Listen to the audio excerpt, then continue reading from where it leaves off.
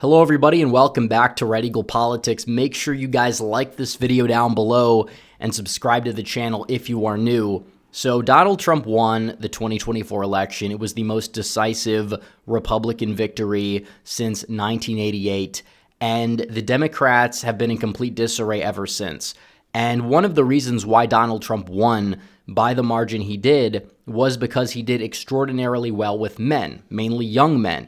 And this was a phenomenon that transcended racial lines. Obviously, Donald Trump did the best among white men, but still there was a little bit of racial depolarization going on, especially in the younger generations where you saw Donald Trump go out there. He won 21% of black men, but black men under 30, he won close to a third of that vote share right there. When it came down to Hispanic men, in many exit polls, he won them outright.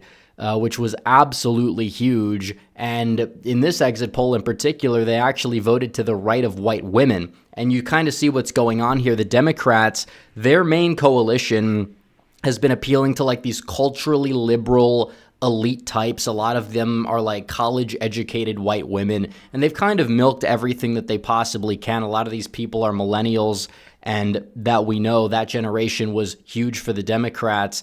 And the younger generation, like the Zoomers, especially the Zoomers that were like born after 9/11, are voting very much so Republican, even more so than those, who are millennial, because younger voters historically have voted more Democrat, but that is changing. And it's changing in the United States, but it's also changing around the world where you see these right-wing populist parties do extraordinarily well. So you have this problem that the Democrats have, and they decide to come up with a solution, which again, we talk about the solutions that they've come up with. Their solution in 2024 was to start a group called White Dudes for Harris, who would apologize about being white and being men. And they would put out Tim Walz to be like the minstrel show for the white working class male who they thought was like going to bring in support from young men and white working class men in the Rust Belt to give Kamala Harris the victory. They actually believed that he was like effective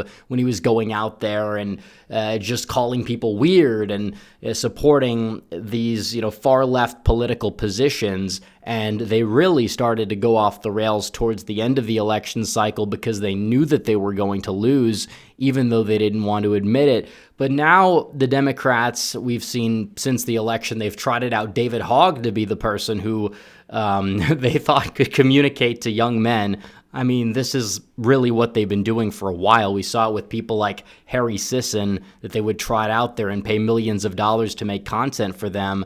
I mean, this guy, if anything, people saw him, they were apolitical, and they voted for Trump out of spite because that's how cringeworthy they found these people that they were propping up. And when you look at this, the Democrats are now spending, I should say burning, more money, $20 million to reclaim support from young men. They're not just changing their policies. They're not actually doing anything that might work. Even then, I don't think it really would work. Maybe it would help stop the bleeding, but this is a plan to create a strategy called Speaking with American Men, shortened to be SAM. Ironically enough, a unisex name. They don't even see the irony there, but that's not really the point. And it says it will study the syntax used by young men to create viral posts online. Yeah, okay. It's not even the syntax. It's the content that's the problem. It's the content. Your ideology itself that you've been pushing is just based on lies. It's all it's really been based on.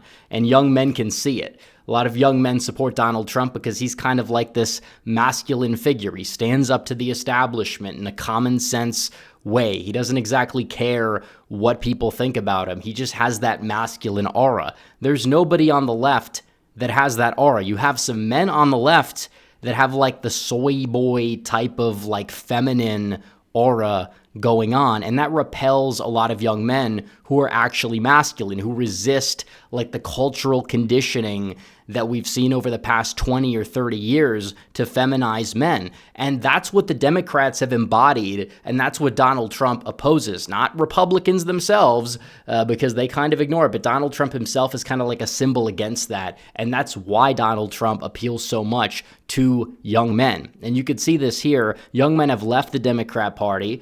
51% in 2016 identified As Democrat, that's down to 39% in 2023. It's probably below 35% right now who identify with the Democratic Party. Doesn't even mean they identify as Republicans, but these are like independent voters, and they're just like really not going to be voting for the Democrats. And like I said, part of it is just because you have like the millennial generation, and they now make up like the 30 to 44 more so than the 18 to 29. And like the younger Zoomers are just more conservative in general. Like all of that is technically true. And it's for numerous reasons. You talk about lockdowns and the opposition to that. You talk about the fact that there's kind of just been this, I guess you would say, return to reality, because people see what's going on. They see how the elite has just lost their mind in real time. They see all the problems with the cultural stuff they're pushing and how it doesn't add up, how it defies nature, how it doesn't make sense. And that's kind of why you see this. They're not as susceptible to conditioning as much as young women are, for example. But even then, they haven't really been voting Democrat in the numbers that Democrats would like for them to be voting in. And the Democrats have focused their energy on just crafting this coalition that does well with these like college-educated white female liberal elites. And, you know, they show up for every like special election, and that's true. But when it comes down to presidential elections, they're just a small piece of the pie. It doesn't exactly get the job done. But like they're winning 70% of that demographic. They didn't really used to, but they've kind of maxed it out to the point where they don't really have a lot of room to grow. They're going to need to win back young men, but I'm not even entirely sure they can unless they drastically change their party. Like creating memes using the so-called syntax is not going to cut it, because your ideology is just opposed to traditional masculinity or just masculinity in general. We've seen this, and the left has kind of basically said everything that's generally masculine is toxic. You know, these are the same people that would go in the schools and tell people, oh no, if you approach a woman on the street, that's like sexual harassment or something. And what do you think that's exactly going to do? Yeah, it's not exactly something that is really all that solid, but it kind of creates like this feminist culture. Toxic feminism is the proper term, not toxic masculinity. They've been trying to feminize men and all male spaces. We've seen that. They oppose guns. That's another thing. Like men like guns, they oppose guns. Like it's just common sense, things like that.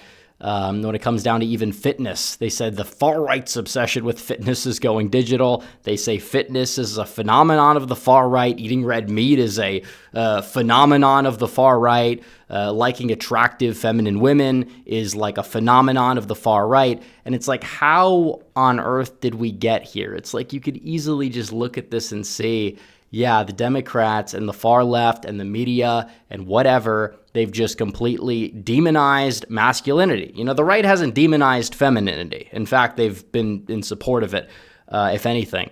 But you look at the far left, what have they been trying to do? They've actually been trying to make men more feminine. They've been trying to make men less masculine and women less feminine, women more masculine. That's why you have a bunch of these androgynous blob people walking around.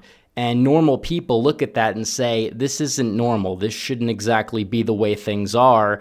And if they support something that's just vaguely normal or something that 20, 30 years ago would be commonplace in society and seen as a norm, well, then, oh no, this is like right wing.